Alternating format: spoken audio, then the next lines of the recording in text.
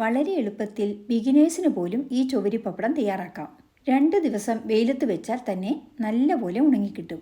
ഇതിന് 1 കപ്പ് ചൊവ്വരി 2-3 പ്രാവശ്യം കഴുകി 2 മണിക്കൂർ കുതിർക്കാൻ വയ്ക്കുക.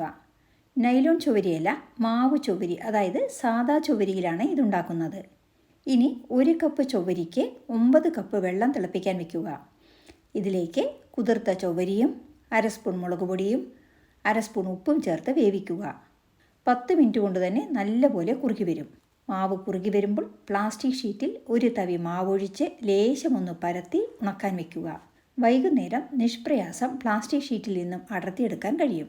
ഇനി ഇത് 1 ദിവസം കൂടി വെയിലത്ത് വെച്ച് ഉണക്കുക. നല്ലപോലെ ഉണങ്ങിയ പപ്പടം ചൂടായ എണ്ണയിലിട്ട് പൊരിച്ചെടുക്കാം.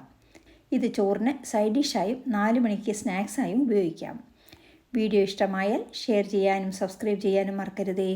Thank you for watching and supporting.